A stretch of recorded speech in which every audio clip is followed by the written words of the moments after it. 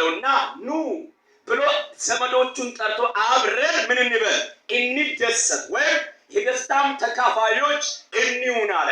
በመቀጠል ደግሞ አንዲት ሴት አንድ ድሪም ሲጠፋበት የጠፋባትን ድሪም ማብራት አብሪታ። ይሄ ደግሞ በጣም ለየት ያለ ምሳሌ። የመጀመሪያው መግ በጫካ ነው የሚጠፋው። ሁለተኛው ደግሞ በቤቷ ነው። በቤቷ ሲጠፋበት የጠፋባትን ድሪም ማብራት አብሪታ። ቅድም ከነበራበትም ጨምራ አብሪታ ነው ብሎ እስኪታገኝ ድረስ ቆሻሻዎቹን ሁሉ እንደዚህ እየጠራረገች ትፈልጋለች። ካገኘች በኋላ እሷም ደግሞ ለዘመዶቹ ትናገርና ኑ አብረን እንደሰት የጠፋውን ድሪምን አግኝቻለሁ ትላለች። ይሄ ደግሞ ሶስተኛው ምሳሌ ላይ ኢየሱስ ክርስቶስ በጣም ጠበቅ ያለ ነገር ነው የምናገረው።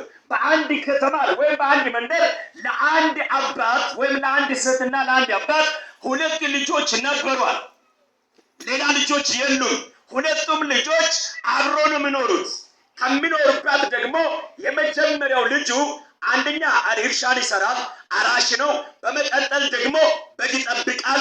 በመቀጠል ደግሞ የአባቱን ትእዛዝ ሁሉ ይጠብቃል። ወይን ቦታ ካለ ያንኮታኩተዋል፣ ያንከባክበዋል፣ ውሃ ያጠጣዋል። ሁሉንም ነገር የአባቱን ትእዛዝ በመጠበቅ ረገድ በጣም ትሁት ሰው ነው። ምኑ የመጀመሪያ ታላቁ ልጅ።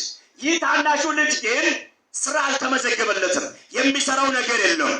በማደጉ ብቻና የአባቱን ልጅ በመሆኑ ብቻ በመቀጠላችን አንድ ነገር ማወራችሁ ሀብት በማፍራት ላይ ከአባቱ ጋር ታግቶ ሀብቱን ያፈራው ታላቁ ልጅ ነው። አልሰራማ። ሀብቱን ያፈራው ከአባቱ ጋር በጣም የተከው ጎበዝ ታታሪ ታላቁ ልጅ ነበር። እርሱ እያለ ገና ካፈራው ሀብት እኩሌታ ይገባኛል ብሎ የመጠየቅ መብት ያለው ወንድሙ ታላቁ እያለ ታናሹ በጣም አደገና ለብ ብሎ በለጋ ዕድሜ ላይ እያለ አንድ ነገር ጠየቀው። ሀብቱ ስለበዛለት አየና ከዚህ ሁሉ የሚገኘውን ነገር ጥቅም አየው አስቀድሞ። ወንድሙ ግን ለአባቱ ነው የለሱ ያለው የአባቱን ስም ነው የሚያስጠራው። ድርሻዬን ስጠኝ አለ። ቢኖርም ዝም ብሎ ነው የሚኖረው። ባይኖርም ሊወጣ እሺ ባይ። ይሄ ልጅ ያለ ትንሹ ደረሰና ሀብቴን አካፍለኛል። ደግሞ የጠየቀኝ ጥያቄ ምንድነው? ከገንዘቤ የሚደርሰኝን ስጠኝ ነው ያለው።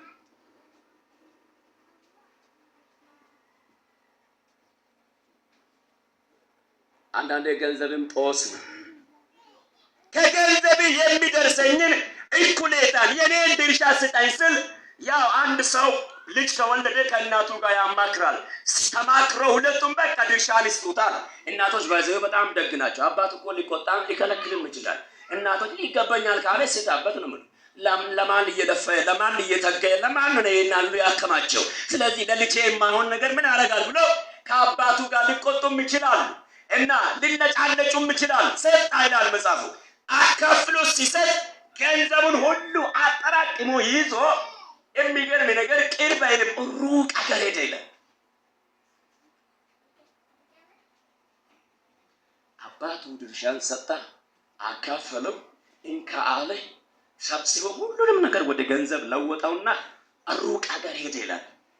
ሩቅ አገር ሄዶም ባይዘዌ ከአባትና ከእናት ተለይቶ ሀብት ቢያፈራ ችግር የለውም። ገንዘቡን ባከነ የሚል ቃል አለ፣ ወይም በተነ የሚለው ቃል አለ።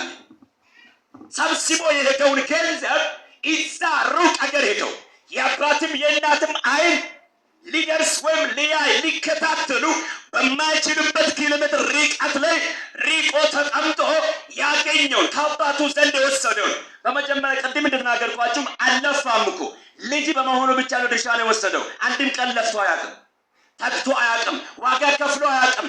ያንን ጥቅም ለማግኘት አንድ ቀን ራብ ይዞ አያውቅም። በቤቱ ነው የሚኖረው፣ በጉያ ነው የሚኖረው።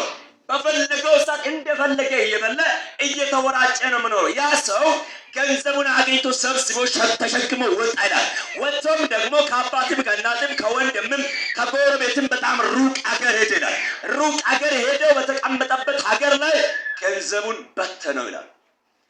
ሲበትን ደግሞ መሬት በመግዛት መኪና በመግዛት እና የሚያድግ ነገር የሚተርፍ ነገር በማድረግ አይደለም፣ ከጋለሞታዎች ጋር ነው።